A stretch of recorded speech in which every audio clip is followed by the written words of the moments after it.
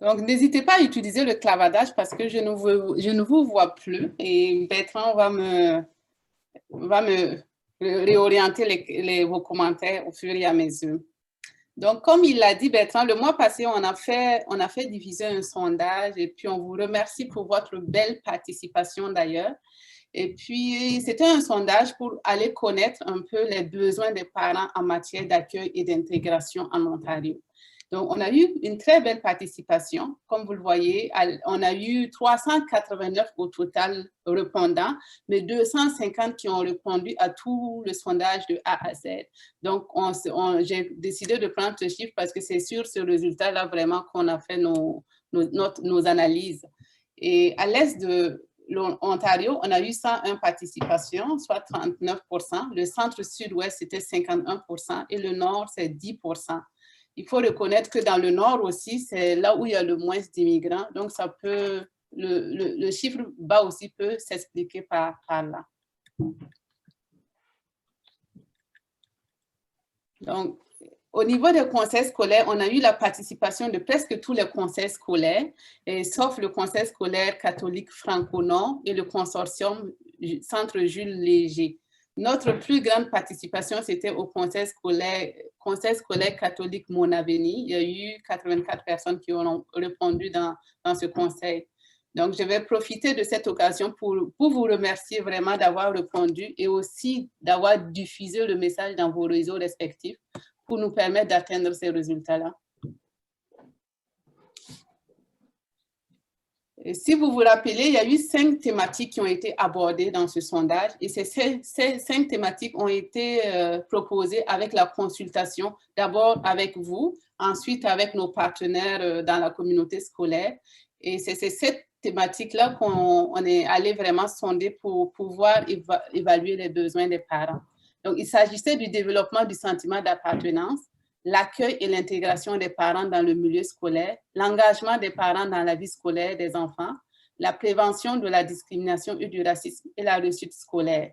Donc, en fonction des résultats que nous avons recueillis, nous avons trouvé que les 3 premières thématiques, les données étaient beaucoup plus basses que les deux dernières. Donc, ce soir, on met l'accent sur les 3 premières thématiques. Certainement, on ne laisse pas tomber les 2 autres. On va revenir certainement d'ici quelques mois. Mais pour ce soir, avec le temps qui nous est réparti, on va aborder les 3 premières thématiques. Donc, qu'est-ce que nous, on a fait? On a pris les thèmes et par thème, on a décidé de proposer, d'aller évaluer votre sentiment d'appartenance. Et en fonction de ça, on propose aussi des pistes d'action pour améliorer ce sentiment d'appartenance envers la communauté scolaire. Donc, pour les questions qui vous ont été posées, il y a 81% des parents qui sont en accord, qui sont d'accord, qui sont en accord et qui disent qu'ils sont fiers du milieu scolaire que fréquentent leurs enfants. Il y a 79% des parents qui sont en accord que dans le milieu scolaire de leurs enfants, ils entretiennent des rapports sociaux valorisants et empreints d'acceptation et de soutien et de respect. Il y a 77% des parents qui sont en accord qu'ils sentent que les valeurs du milieu scolaire et de leurs enfants sont en harmonie avec les siennes. 80% des parents sont en accord qu'ils sont prêts à recommander le milieu scolaire des enfants à d'autres parents. Et finalement, 68% des parents sont d'accord que leurs idées et recommandations sont prises en compte dans le milieu scolaire. Donc, avec ça, ensuite, nous, on a posé la question. Sur une échelle de 1 à 10, comment qualifiez-vous votre sentiment d'appartenance actuel au milieu scolaire? En moyenne, c'est 6,84 sur 10. Donc, ce qui n'est pas négligeable, c'est bien, mais je pense qu'il y a aussi place à amélioration. D'où on propose des pistes de solutions pour aller améliorer ce sentiment d'appartenance envers la communauté scolaire. Et ce qu'on a fait, on a fait le sondage par région. Et ce qui est intéressant ici, c'est que les parents d'une région à l'autre expriment des besoins très différents pour développer leur sentiment d'appartenance.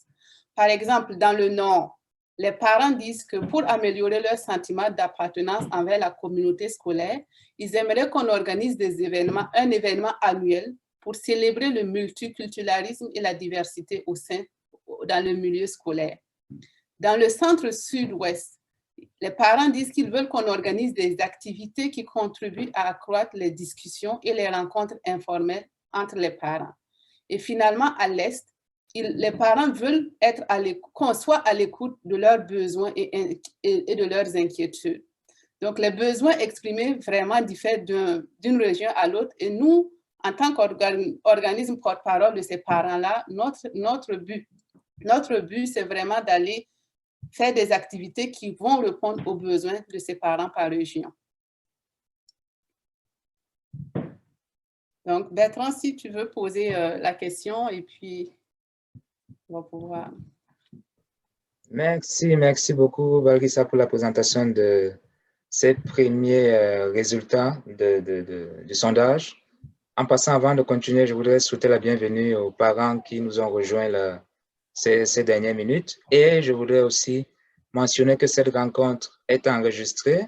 Donc, voilà, pour que tout le monde soit informé de cela. Alors, première question de discussion. 68% des parents sondés sur les presque 300 là, trouvent que leurs idées, leurs recommandations sont prises en compte dans le milieu scolaire de leurs enfants. Partagez-vous cette perception? Est-ce que vous, peut-être que vous n'avez pas eu la possibilité de répondre au sondage, par exemple, ça se peut, et que vous êtes là ce soir, est-ce que c'est votre perception à vous? Est-ce que vos idées sont écoutées? Est-ce que vous avez l'impression d'être compris, d'être écouté dans le milieu scolaire de votre enfant ou de vos enfants?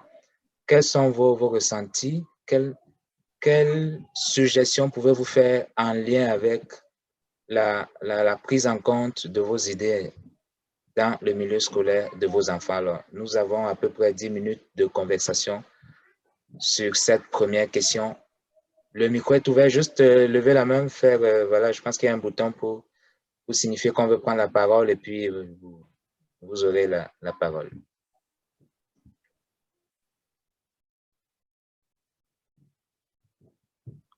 Oui, Edith Photo.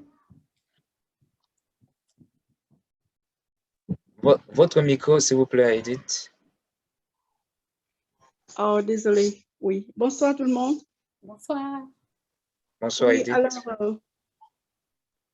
Alors, oui, merci déjà pour cette rencontre. Oui, c'est important parce que, oui, personnellement, étant de l'autre côté parfois, parfois mon instinct d'enseignante prend un peu le dessus sur l'instinct de parent. Donc, ça, c'est déjà l'occasion vraiment qui nous permet, oui, de regarder autrement le système scolaire ou alors ce qui se passe en milieu scolaire. Je dirais pour votre question que, oui, par rapport au sondage, oui, je dirais que pas mal, mes enfants ont été dans 3 systèmes scolaires, conseils scolaires différents dans ce pays. Et je pense que quand même, depuis la direction d'école,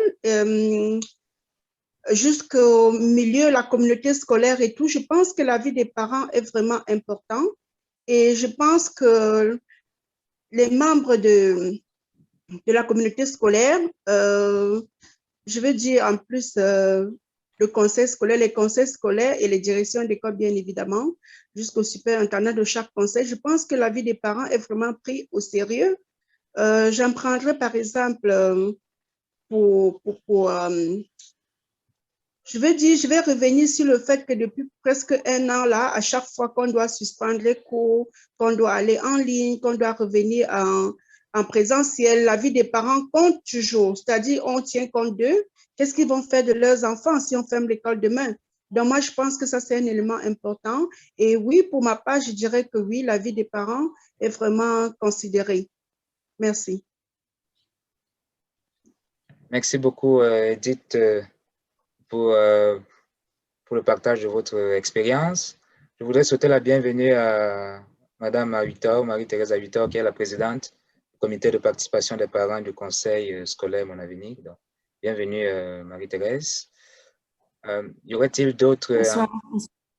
voilà. Après Edith, d'autres parents qui voudraient partager leurs ressentis, leurs opinions, leurs expériences? Avez-vous l'impression que vous êtes écouté dans la communauté scolaire de votre enfant ou de vos enfants? Madame Fotso nous a dit qu'elle est écoutée. Est-ce que c'est le cas pour vous également, chers parents? Oui, Catherine est en train de lever la main. Oui, Catherine. C'est ça. Je cherchais Catherine, le bouton, pardon. là. Oui. J'ai levé avec ma main. Ça m'a échappé, excuse-moi. Non, non, c'est bon. Je me posais la question, peut-être, Gilza, tu peux me répondre. Est-ce qu'on sait exactement, mettons, on a 68 %, c'était une réponse oui ou non, ou il y avait comme du détail dans la question? Parce que je me dis, comme moi, comme parent, je trouve mais comme si tu es un parent qui est impliqué dans ton conseil d'école, ben là, je sens que j'ai ma voix puis ma place, pas ma place, mais je sens que je suis écoutée, tu sais. Mais je me pose la question, si tu es un parent qui est pas nécessairement impliqué, jusqu'à quel point tu sens que tu peux donner ton opinion ou ta voix apporte à ce moment-là. Je sais pas. Moi, en tant que parent qui est sur le conseil des écoles, puis qui est avec la directrice, c'est lors des rencontres de parents, bien oui, elle nous demande notre avis sur plusieurs choses, puis j'ai l'impression que mon avis compte avec les autres parents qui sont autour de la table, mais je me pose la question si j'étais un parent qui n'était pas impliqué, jusqu'à quel point j'aurais l'impression que ma voix apporte à ce moment-là. Merci beaucoup pour tes commentaires, Catherine.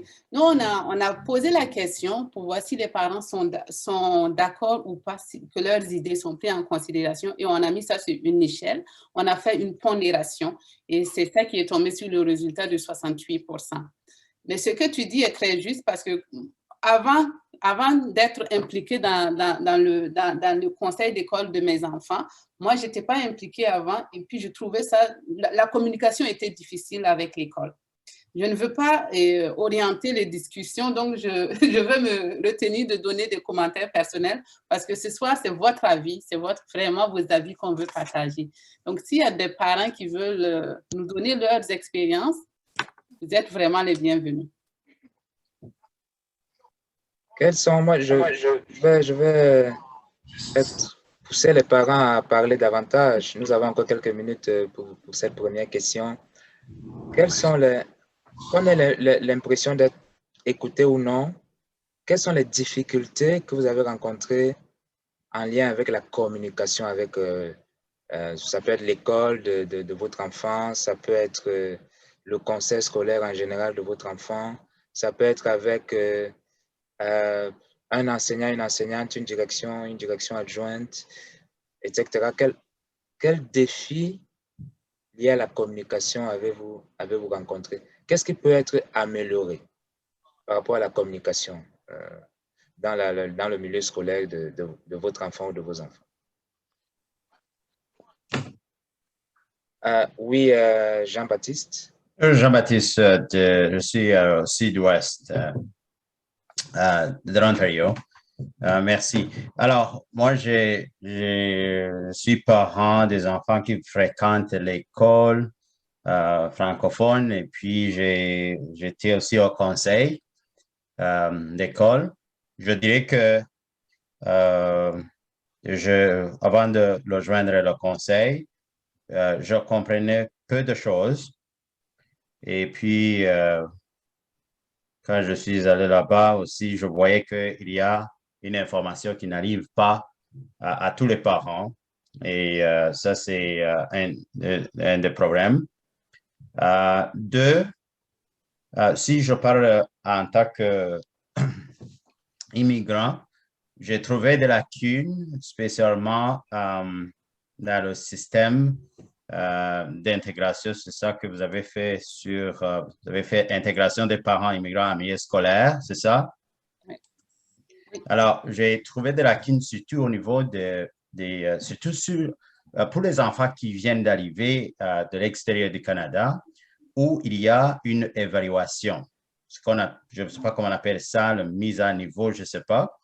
L'évaluation est donnée aux personnes qui ne comprennent pas le système éducatif d'où l'enfant vient.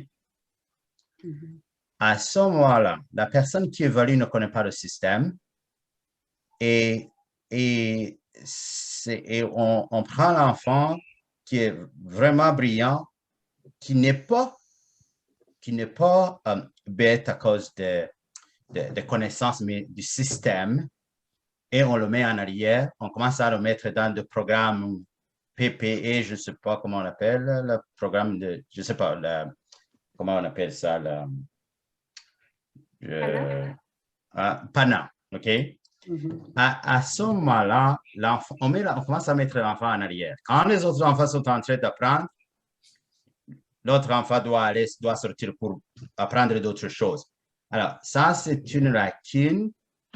Et une des solutions que moi j'avais proposées, c'est qu'on cherche parmi les enseignants si au moins on peut trouver des gens qui connaissent le système, OK, qui peuvent faire une évaluation, mais qu'on sait exactement à quel niveau l'enfant se trouve avant de juste mettre l'enfant d'emblée, de prendre tous les enfants dans le même sac.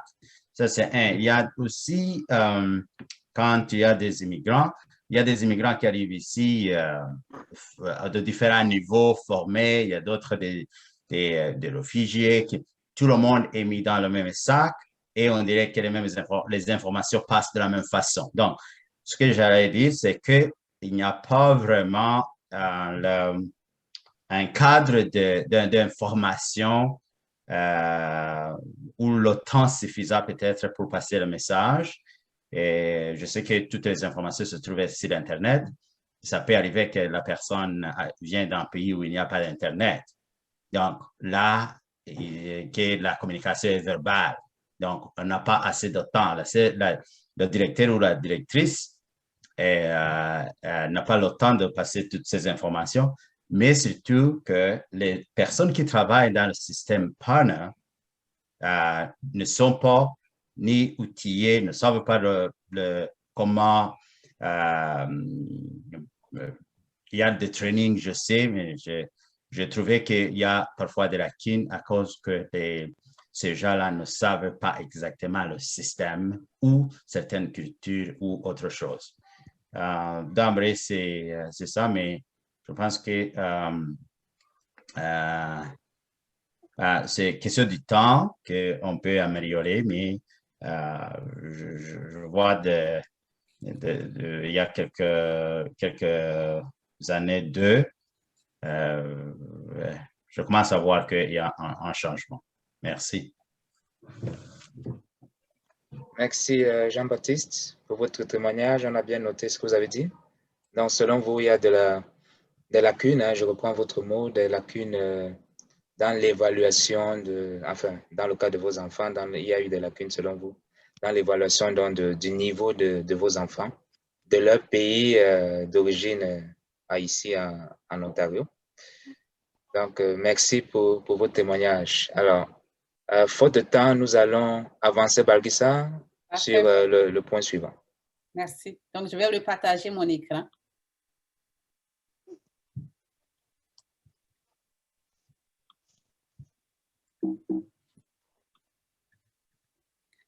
Donc, la deuxième thématique, c'était sur l'accueil et l'intégration des parents immigrants. Donc, quand on parle d'accueil et d'intégration, c'est vraiment tout le processus pour que les parents se sentent chez eux. On a aussi posé des questions pour évaluer votre degré d'accord des procédures qui sont mises en place pour l'accueil et l'intégration. Et aussi, on va proposer quelques pistes d'amélioration. Donc, sur ce thème-là, on a 66% des parents. Et il faut noter d'abord qu'au niveau de ce thème-là, c'est les résultats les plus bas du sondage. Ça se retrouve au niveau de l'accueil et l'intégration. Donc, il y a 66% des parents qui sont d'accord que l'orientation qu'ils ont reçue de la part de l'établissement scolaire de leur enfant leur a permis de bien comprendre le processus d'inscription et le mode de fonctionnement du système éducatif. Il y a 63% des parents qui sont d'accord que lors de l'inscription de leurs enfants, le personnel de l'établissement a pris le temps d'explorer avec eux les besoins spécifiques de leurs enfants. Il y a 56% des parents qui sont d'accord que lors de l'inscription de leur enfant, le personnel les a référés à d'autres ressources communautaires qui peuvent répondre à leurs besoins. 72% des parents sont d'accord que la communication est facile avec le personnel de l'établissement scolaire de leur enfant et qui sentent que leurs perceptions et interrogations sont respectées et écoutées. 68% des parents sont d'accord que les activités organisées par l'établissement scolaire de leurs enfants sont inclusives et valorisent la diversité culturelle. Et finalement, 59% des parents ont été informés de l'existence des travailleurs d'établissement et ont eu de l'appui de leur part.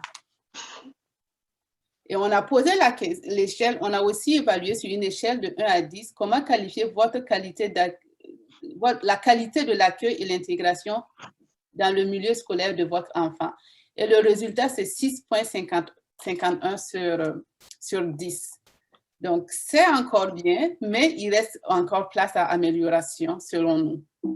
Donc, on a proposé quelques pistes de solutions pouvant améliorer l'accueil et l'intégration dans le milieu scolaire. Et à ce niveau-là, il y a 2 séries de pistes qui ont été proposées au niveau communicationnel qu'on a déjà un peu abordé et au niveau organisationnel. Et par contre, au niveau de l'accueil et l'intégration, on retrouve des besoins qui sont semblables d'une région à l'autre. Comme dans le centre sud-ouest et le nord, tous les parents disent que si on organisait des activités d'accueil et d'intégration pour tous les élèves et leurs familles à la rentrée scolaire, ça pourrait améliorer l'accueil et l'intégration dans la communauté. Et les parents de l'Est aimeraient qu'on rencontre plus les familles nouvellement arrivées pour identifier leurs besoins et répondre à leurs besoins. Au niveau organisationnel, ce que les parents disent, encore, les besoins sont semblables dans certaines régions, dans le nord et dans le sud-ouest. Les parents aimeraient qu'on organise des activités de jumelage. Donc, jumeler les familles d'ici avec les familles qui viennent d'arriver et qui présentent des intérêts similaires, ça pourrait faciliter leur intégration. Et les parents de l'Est disent qu'ils aimeraient qu'on assure une liaison efficace entre les organismes communautaires et les parents nouvellement arrivés. Donc, il y a beaucoup d'activités qui sont faites dans la communauté, mais les parents ne sont pas forcément au courant parce que le message ne passe pas entre l'école et les organismes communautaires. Donc, il faut trouver une façon de créer ce contact-là pour faciliter la circulation de l'information. Donc, on aimerait aussi avoir votre avis par rapport aux pistes d'action qu'on a proposées qui peuvent améliorer l'accueil et l'intégration. Et si vous avez d'autres choses à nous rajouter, on est là pour prendre vos commentaires. Donc, Bertrand, je te laisse. Merci beaucoup, Balgisa. C'était très clair. Alors, cette deuxième section, tu l'as dit, Balgisa, est la plus préoccupante. Hein, c'est celle qui enregistre le plus bas taux de satisfaction chez les parents sondés qui ont répondu au sondage de PPE. Et la question de discussion, la voici, 59% des parents immigrants sondés, 59% seulement, on a envie de dire, puisque c'est le plus bas score, disent avoir été informés de l'existence des travailleuses et travailleurs d'établissement dans les écoles. Quant à vous, étiez-vous au courant de l'existence des travailleuses et travailleurs d'établissement dans les écoles? Si oui, avez-vous déjà eu recours à leur service, à leur expertise? Si oui encore, quel est votre niveau de satisfaction? Pouvez-vous partager votre expérience? C'est une triple question. La première, c'est, étiez-vous au courant avant ce soir de l'existence des travailleuses et travailleurs d'établissement? Première question. Peut-être on peut faire un tour de salle juste avec cette première question avant de continuer. Qui parmi vous, chers parents, était informé de l'existence des travailleuses et travailleurs en établissement?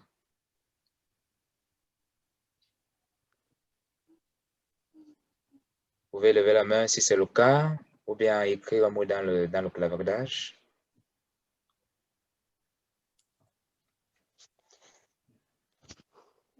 Edith qui lève la main. Edith lève la main, OK. Donc, merci Edith. Si je vous ai bien écouté, Edith, vous nous avez dit que vous êtes enseignante, si j'ai bien entendu. Donc, voilà, ceci explique cela sans doute. Est-ce qu'il y a d'autres parents qui Oui, est au mais courant? avant, oui, j'aimerais dire que, oui, avant d'être enseignante, quand moi je suis arrivée, je dois dire que beaucoup de choses ont changé en l'espace de 10 ans, mais je dois avouer qu'à l'époque, quand moi je suis arrivée avec mes enfants, on m'avait orientée bien évidemment vers une école catholique francophone, mais il se trouve que ce programme-là, qui finalement s'est appelé les travailleurs d'établissement dans les écoles, ça s'appelait à l'époque, je crois, les Sweet Walker ou quelque chose comme ça. Donc, c'était des anglophones. En fait, c'était un programme des anglophones. Ces anglophones étaient dans des écoles francophones. Ça veut dire que déjà, il y avait une grosse barrière linguistique parce que ça, c'était un programme peut-être financé par le gouvernement, mais dont les personnes étaient des anglophones qui étaient là. Finalement, ça a changé, je pense, mais je pense que pour un parent qui n'est pas impliqué, comme je disais un parent tantôt, pour un parent qui n'est pas impliqué dans le milieu scolaire, c'est-à-dire qui débarque avec sa famille, avec les enfants et tout, puis les enfants sont à l'école, peut-être on les met dans les autobus tous les matins, puis les enfants reviennent à la maison, on balance quelquefois quelques messages à la maison, ou peut-être des courriels ou des choses comme ça, ou des appels téléphoniques programmés et tout. Je dois dire que ce travail d'établissement dans les écoles ne reflète pas toujours les besoins des parents et de leur famille, des enfants et de leur famille. Je m'explique. Parce que j'ai souvent vu dans ces mêmes écoles-là, on dit oui, c'est travailler d'établissement dans les écoles, qui viennent le matin, par exemple, peut-être 2 fois par semaine, qui ont un bureau, qui arrivent tous les matins, viennent s'installer dans le bureau. De temps en temps, peut-être 1 ou 2 fois par semaine, s'il y a quelque chose à traduire, un enfant qui ne parle pas une certaine langue, on va appeler peut-être pour dire est-ce que tu peux aider. Avant, c'était ça, ça a changé après à cause de la sécurité et tout, et de la confidentialité. Mais je dois dire que ce programme-là doit être revu. Ça, c'est de mon point de vue de parent. Ce programme est vraiment important et nécessaire, mais je dis la façon dont le programme est livré ne reflète pas le besoin des parents ni de leur famille, des enfants ni de leur famille. Donc, il faudrait vraiment qu'on implique plus, par exemple, des leaders communautaires, qu'on implique plus, par exemple, des personnes qui vont aller chercher, savoir qui est arrivé où, parce que parfois, j'ai vu des parents qui arrivent, qui ne savent pas où aller avec leurs enfants. Les enfants sortent peut-être d'un certain système scolaire, et là, ils débarquent, ils vont habiter n'importe où, puis on leur dit, ça, c'est la seule école où votre enfant peut aller.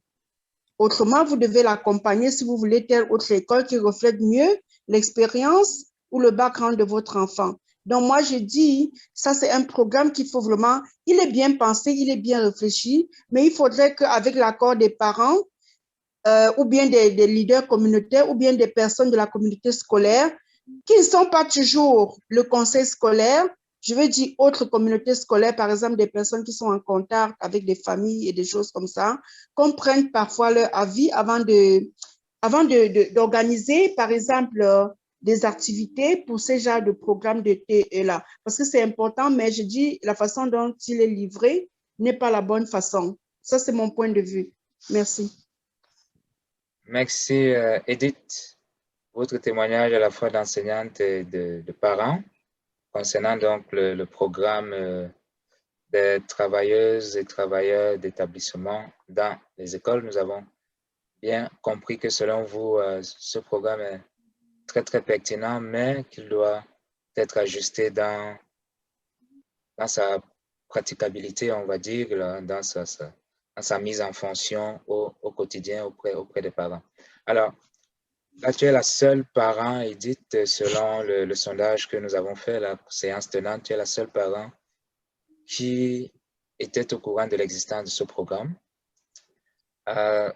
Ce qui explique donc clairement le chiffre, hein, très, très, très bas, de 59% seulement du sondage, beaucoup plus large que PPE a fait passer. Maintenant, voici la question que je voudrais vous poser, chers parents. Il y a Jean-Baptiste qui a levé la main avant. Oui, j'ai vu sa main. Okay. Avec votre permission, Jean-Baptiste. Okay. Ça revient beaucoup, le problème de communication des parents qui arrivent et qui ne savent, pour certains qui ne savent même pas que des écoles de langue française existent, etc., etc. Comment remédier à ça? Comment éviter que tant de parents francophones finalement se perdent et vont plutôt dans les écoles anglaises? Comment éviter ça? Que faire pour que dès l'arrivée en province, que les parents, que le plus de parents francophones possible soient informés de l'existence des écoles de langue française? Oui, Jean-Baptiste. Oui, moi aussi, je sais, j'étais au courant du programme dans les écoles, mais personnellement, moi, j'ai accompagné une famille nouvellement arrivée avec 5 enfants. Je n'ai pas du tout aimé le processus. Comme je vous ai dit, les gens qui travaillaient dans ce programme n'étaient pas, tu pouvais voir réellement que ces gens ne sont pas bien outillés. C'était juste des gens qui cherchaient des statistiques. Alors, si tu es en train d'aider un vulnérable et que tu cherches des statistiques seulement, sans maîtriser, sans toucher au fond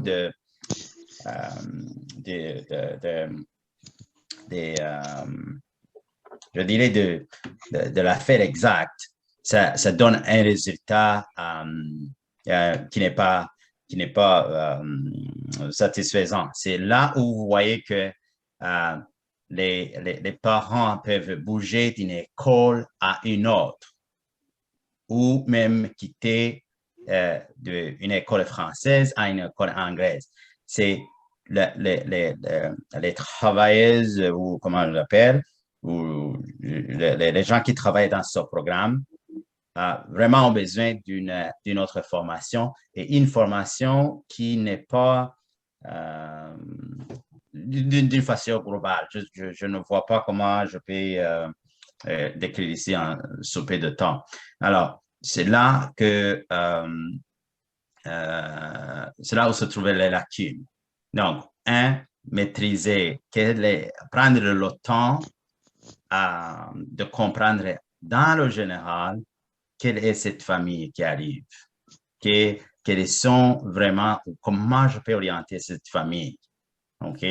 Mais si tu dis, moi, je vais aller là-bas, et puis la personne n'est pas au courant de la situation globale, de ce quoi école publique, école catholique, école d'immersion.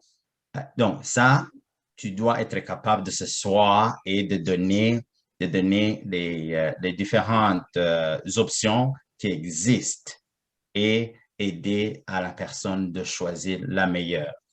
Voilà. Merci Jean-Baptiste pour cet autre éclairage, un partage d'expérience. Merci beaucoup. Nous avons encore 2-3 minutes. On pourrait écouter un autre parent avant de passer au point suivant. Je me demande s'il y a un travailleur d'établissement parmi les participants qui aimerait présenter le programme un peu et puis... Ce serait magnifique en effet, Balgissa. Est-ce qu'il y a un travailleur d'établissement parmi nous ce soir?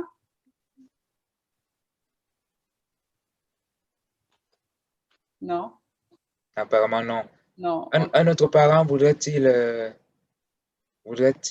prendre la parole, partager son expérience? J'ai l'habitude d'aller chercher des parents qui ne lèvent pas forcément la main. Je ne voudrais pas que ce soit toujours les mêmes. On aimerait bien avoir une diversité d'opinions. Voilà. Sarah, nous vous écoutons. Oui, bonjour, je m'appelle Sarah. Oh là là, j'ai un écho. Excusez-moi là.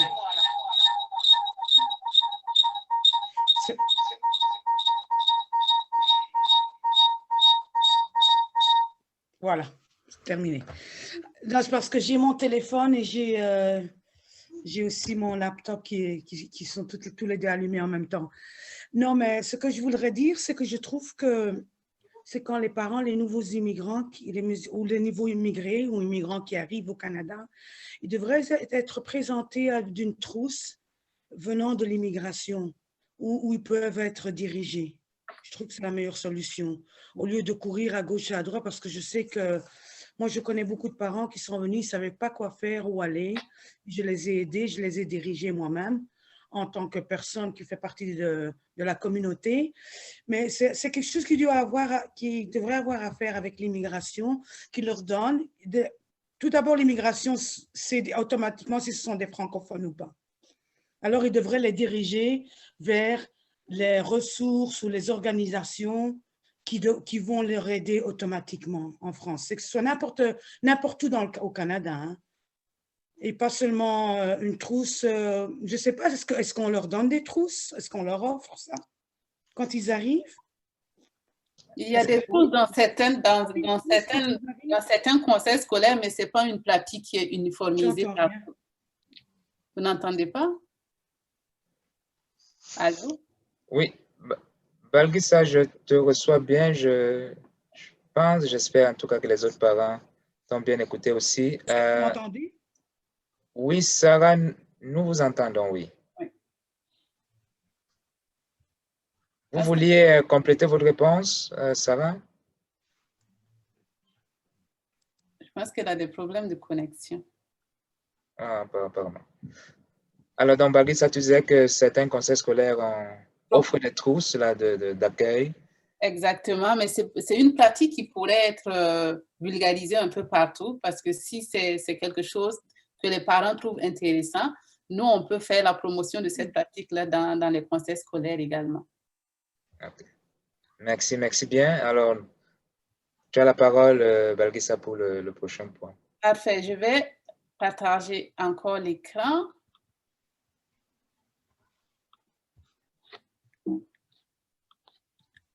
Donc, notre dernier thème ce soir, c'est l'engagement des parents dans la vie scolaire de leurs enfants. Donc, ça, c'est un point qui est aussi important que les deux autres, parce que quand on pose la question souvent des immigrants, pourquoi ils décident d'immigrer dans ces pays-là, c'est généralement à cause de leurs enfants. Donc, mettre l'accent sur la réussite scolaire des enfants, c'est quelque chose de très important pour eux. Et nous avons posé des questions pour voir à quel point ils sont engagés, et 88% des parents sont conscients qu'ils peuvent avoir un apport positif, qu'ils peuvent apporter un apport positif dans la vie scolaire de leurs enfants. Il y a 61% des parents qui sont en accord que lors de l'inscription de leurs enfants, le personnel de l'école a pris le temps de leur indiquer les divers moyens qui s'offrent à eux pour s'impliquer dans la vie scolaire de leurs enfants. 64% des parents sont d'accord que tout le long de la progression de leurs enfants, l'école fournit les outils, les références nécessaires pour pouvoir contribuer activement à la réussite scolaire des enfants. Et finalement, 66% des parents sont en accord que tout le long de la progression scolaire de leurs enfants, l'école les invite régulièrement à s'impliquer personnellement à diverses activités scolaires. Et pour évaluer on a posé aussi la question sur une échelle de 1 à 10, comment qualifier votre degré d'implication à la vie scolaire de leurs enfants? C'est 6,79 sur 10. Donc, 6,79 sur 10 qui n'est pas négligeable, mais qui peut aussi être amélioré. Donc, nous, on a proposé des pistes d'action qui pourraient inciter les parents à s'impliquer davantage. Et dans la région du centre-sud-ouest et le nord, les parents sont tous d'accord que d'accroître les occasions d'implication des parents aux activités organisées par l'école et par l'enseignant.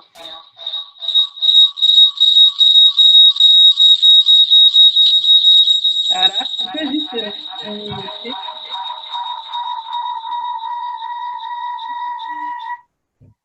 Merci. Et les parents de l'Est disent que pour eux, c'est important de développer et communiquer des outils, des ressources et des références utiles pour leur permettre de contribuer activement à la réussite scolaire de leurs enfants. Donc, c'est si vous... Bon, je vais laisser Bertrand animer la question. Vas-y. Merci, Balgissa. Merci pour cette présentation. Donc, 61% des parents disent qu'elles ont reçu des consignes, des indications, des informations, leur indiquant comment elles peuvent s'impliquer dans la vie scolaire de leurs enfants. Alors, question pour vous ce soir, chers parents. Avez-vous, vous aussi, reçu des informations lors de l'inscription de votre enfant, de vos enfants? qui vous montrait comment vous pouvez vous rendre davantage utile dans la vie scolaire de votre enfant, de vos enfants. Comment vous vous impliquez déjà ce soir, c'est une façon, n'est-ce pas, en participant à ce webinaire, de vous impliquer. Nous vous disons merci. Comment est-ce que vous vous impliquez davantage là, dans la vie scolaire de vos enfants? Que faites-vous à l'école de vos enfants? Que faites-vous pour vos enfants, en dehors évidemment de votre implication familiale? Alors, c'est à vous le micro, juste levez la main et vous avez la parole.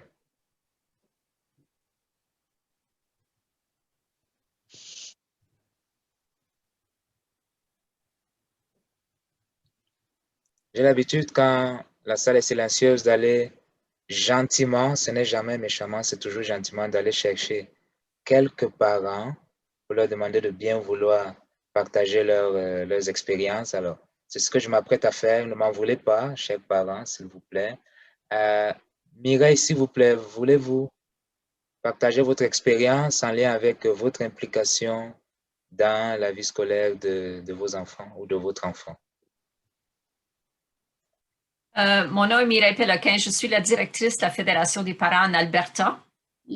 Je suis plus ou moins ce soir ici comme observatrice pour animer ce type parce que je mène des conversations en Alberta avec des parents immigrants et je suis plus à l'écoute que de participation. Merci beaucoup. Merci. Merci beaucoup Mireille. Et puis nous sommes très honorés de votre présence là depuis l'Alberta. Merci bien. Juste si j'avais une chose à partager, c'est que j'anime parfois des ateliers avec des immigrants qui ne parlent pas français. Okay. Et leur réalité est aussi à prendre en considération quand on parle de l'accueil. Parce que puis leur réalité colle beaucoup aussi avec beaucoup de parents qui ne parlent pas français qui sont dans nos écoles. Mais une des choses que je remarque, c'est qu'ils choisissent quand même l'école francophone, même s'ils ne parlent pas la langue, pour toutes les bonnes raisons, comme toutes les raisons de fierté qu'ils veulent transmettre cette belle langue et culture à leurs enfants. Puis, je trouve ça vraiment bien. En effet, très belle observation. Ouais. Merci pour ce partage, Mireille. Merci. Il y a Marie-Thérèse qui a levé la main. Marie-Thérèse, vous avez la parole.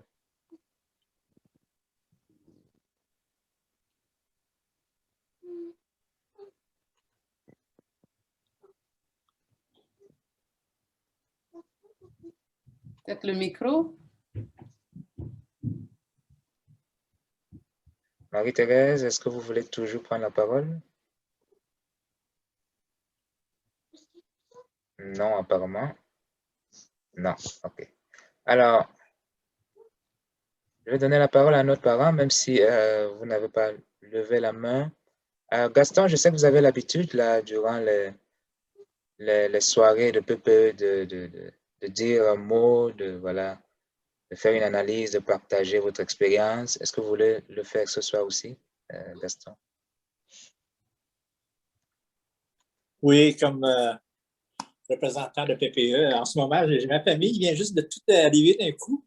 Je ne sais pas si j'aimerais dire des mots aux outils, mais comme implication, moi, je participe ce soir pour connaître encore mieux les migrants, pour qu'ils je suis dans le Moyen-Nord, puis on n'a pas beaucoup.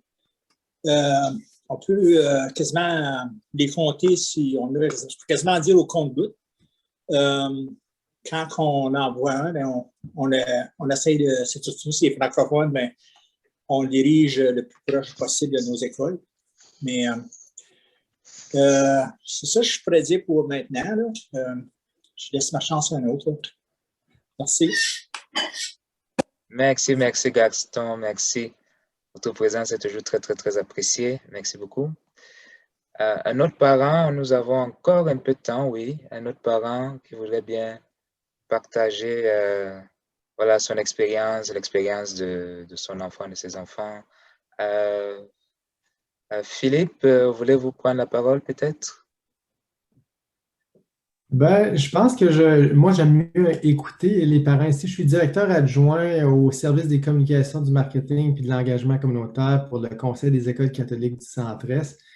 Alors, je suis surtout ici pour écouter. Mais si jamais il y a quelqu'un qui peut prendre la parole autre, ça pourrait être intéressant. Mais il y a Suleiman qui est aussi ici, puis qui est très familier à travailler avec les parents nouvellement arrivés, puis les travailleurs d'établissement aussi. Alors, ben merci d'avoir organisé ce bel événement-là.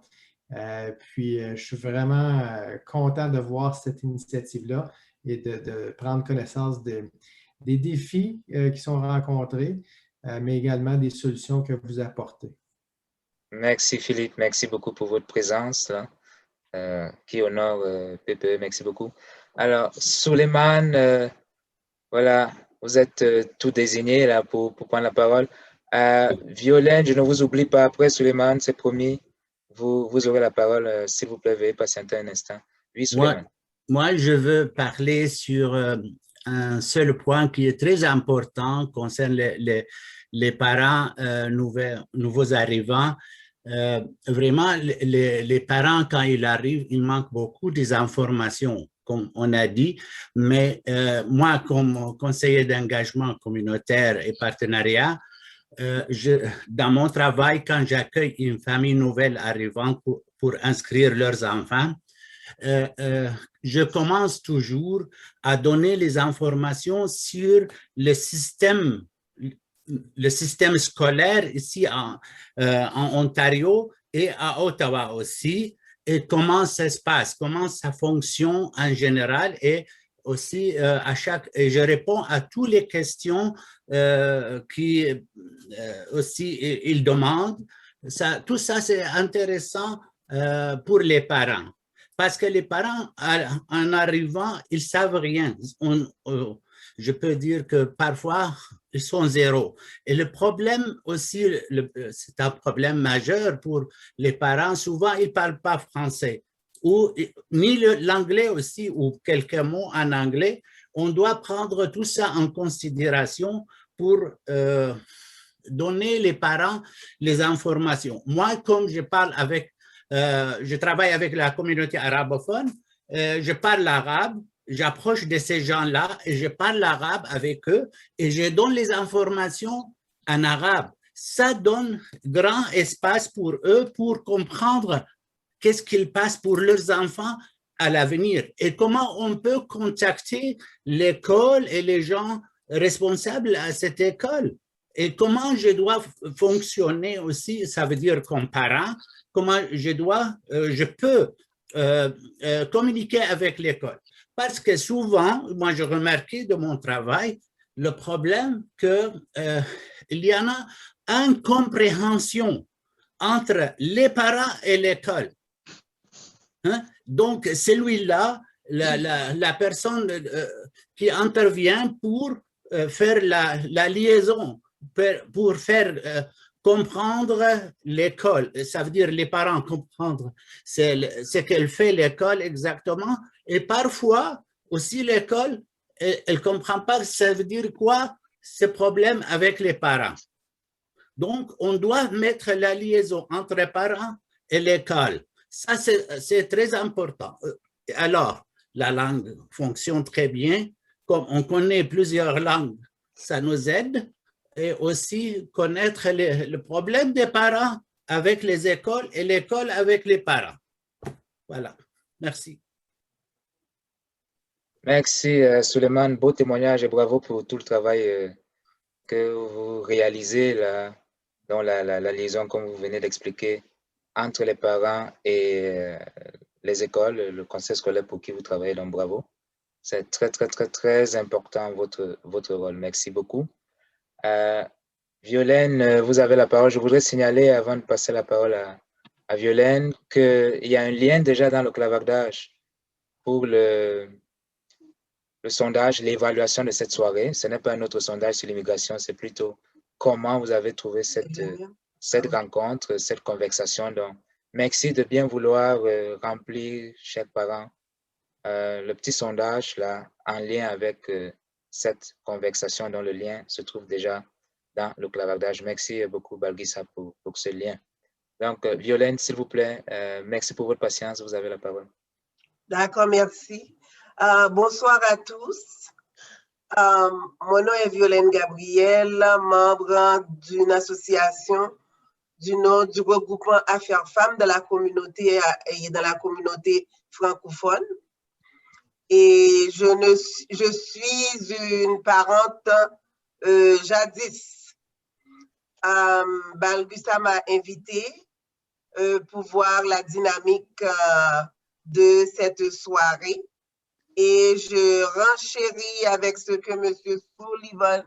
Soulvana a parlé de la barrière de langage des immigrants et de l'information que les immigrants ont.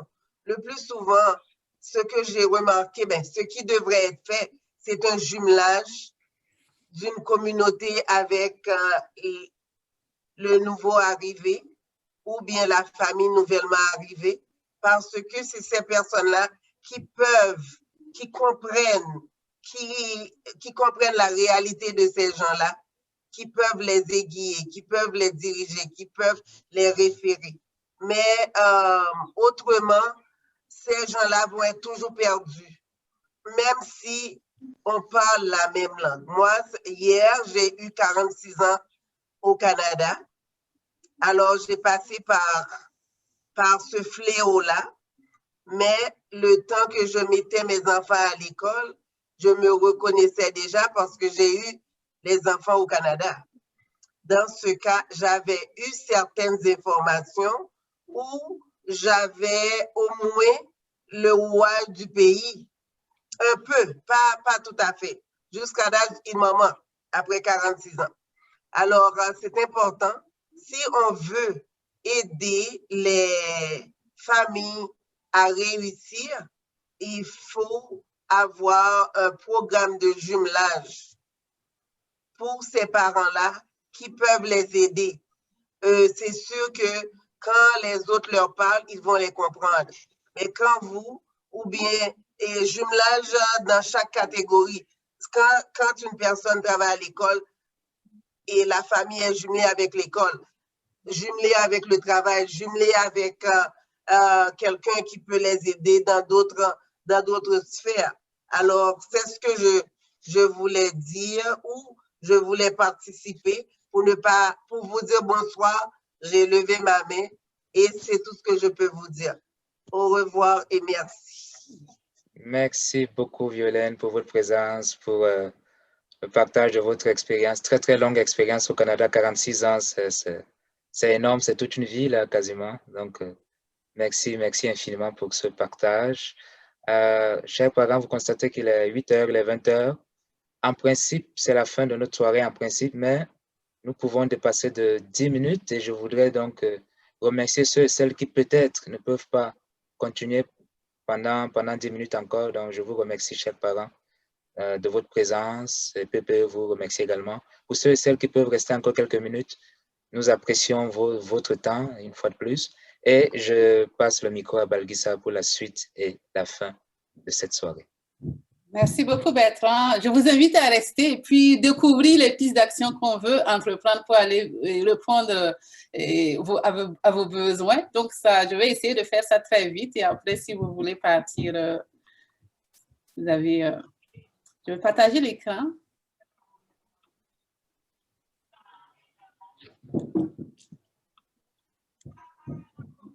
Donc, avec tout ce qu'on a vu, avec vos réponses, les différentes consultations, et aussi, on est conscient de ce qui existe déjà comme service d'accueil et d'intégration.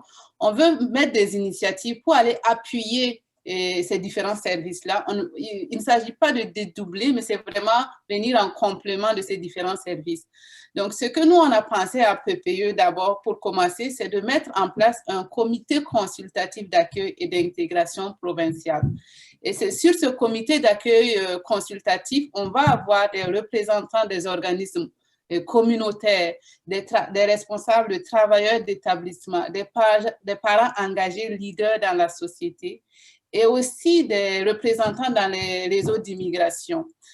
Et une fois ce comité consultatif est mis en place, ils vont être en charge vraiment d'orienter les grandes lignes et les activités des comités opérationnels aussi qu'on veut mettre en place. Les comités opérationnels vont être plus régionaux et sur ces comités-là, on va retrouver essentiellement des parents immigrants de provenance d'un peu partout, engagés dans la société, qui sont capables d'aller chercher des contacts très intéressants, des travailleurs d'établissement aussi et des élèves qui sont très engagés au sein des écoles. Donc, les élèves, on ne les oublie pas parce qu'ils sont capables de nous rapporter énormément d'informations. Et c'est ces comités opérationnels qui vont être en charge de l'accueil et l'intégration auprès de PPE des parents immigrants. Ils vont appuyer et les travailleurs d'établissement et toutes les initiatives aussi que PPE va vouloir mettre en place pour aller rejoindre les parents immigrants. Donc, comme quelqu'un le disait récemment, c'est bien les travailleurs d'établissement parce qu'ils sont aussi, ils sont là pour accueillir, intégrer les parents immigrants dans les écoles, mais ils ne sont pas forcément partout. Donc, en mettant en place ces comités-là, ils peuvent avoir aussi une main de plus pour aller rejoindre plus de parents. Nous comptons travailler avec les différentes associations d'immigrants, les organismes communautaires pour aller relayer les informations depuis la source et avoir aussi des contacts qui vont nous permettre d'aller rejoindre plus de parents afin de combler les besoins à travers nos différentes activités. Et aussi, l'année prochaine est une année d'élection en Ontario ici. On veut travailler beaucoup à renforcer le leadership des parents immigrants. On veut les sensibiliser, donner des formations pour qu'ils prennent place dans les conseils d'école. Parce qu'on sait qu'on est mieux représenté que par soi-même. Donc, en prenant place dans ces conseils d'école, ils vont pouvoir porter leur voix, pouvoir transmettre des messages et puis pouvoir lutter pour leur cause efficacement. Et une autre action qu'on veut mettre en place, Madame Violaine disait tantôt, le programme de jumelage. On a constaté qu'il y a des programmes de jumelage dans certains organismes communautaires, mais nous, on veut développer un autre aspect du programme de jumelage à l'échelle provinciale. On veut être capable de connecter les parents d'ici et même les parents qui sont en voie d'arriver au Canada pour les permettre de faire des choix de leurs parents à jumeler, poser des questions même avant d'arriver, pour qu'ils puissent être au courant des informations, de la vraie information disponible, afin de faire des choix éclairés. Ça va permettre d'attirer aussi ces immigrants-là dans la communauté francophone. Parce qu'il y a beaucoup qui ne savent même pas qu'en Ontario, il y a des écoles francophones, par exemple. Donc, quand ils viennent dans l'esprit, on vient en Ontario, c'est juste en anglais. Pourtant, en posant certaines questions, ils vont avoir certaines réponses et pouvoir faire des choix éclairés. Donc, la dernière action, c'est sûr que toutes ces activités, on veut mettre en place plusieurs activités et ces activités-là, qu'on veut mettre en place, vont aller répondre aux besoins des parents qui ont été exprimés dans notre sondage et on va les adapter aussi aux besoins des parents par région. Donc, ça, c'est vraiment ce qu'on a, on veut mettre en place avec les différentes analyses qu'on a faites, avec les consultations auprès des parents, le sondage, les partenaires, et ce que nous, on pense qu'on pourrait apporter comme plus à ce qui est déjà mis en place. Donc, pour les 5 prochaines minutes, peut-être c'est avoir vos avis par rapport à ces actions-là. Est-ce que vous pensez que c'est bien réfléchi? Est-ce qu'il y a des choses qu'on doit prendre plus en considération? Donc, vos commentaires sont toujours les bienvenus. Merci beaucoup, Balgissa. Comme c'est bien dit, comme c'est bien présenté, le plan d'action proposé par PPE, j'ai noté que Catherine a levé la main. Catherine? Oui, c'est ça. Ben, moi, j'aime beaucoup vos initiatives, puis je pense que ça va être des bonnes idées. Ce que je voulais apporter, on parle beaucoup d'immigration, puis je sais que les défis sont vraiment, sont pas toujours évidents là, quand on vient d'immigrer comme ça dans un nouveau pays. Mais je me demandais si il va y avoir aussi une place. Moi, je suis québécoise, Puis, je suis en Ontario depuis maintenant 9 ans. Mais quand je suis arrivée ici en Ontario, à chaque fois que je voulais participer à quelque chose, on me disait « Ah, mais t'es pas une immigrante » ou « Ah, ça, c'est pour les immigrants. » Puis, je me butais à plein de portes fermées, tu sais, qui me disaient « Ah, mais j'aurais besoin, moi aussi, de cette aide-là. » Parce que le système ontarien, bien, c'est pas le système québécois. Puis, ben, moi, je parlais pas anglais avant d'arriver ici. Puis encore là, mon anglais il s'est amélioré beaucoup, mais je n'étais pas bilingue. Mais il y avait plein de services que j'aurais aimé avoir accès. Puis on me disait tout le temps, oh, mais tu n'es pas une immigrante, tu n'as pas accès à ça. Je ne sais pas si on peut faire place aussi tu sais, comme venez-vous d'une autre province, tu sais, comme quand tu viens d'une autre province, oui, tu n'es pas une immigrante, oui, tu connais le système canadien, mais le système québécois puis le système ontarien, il est complètement différent.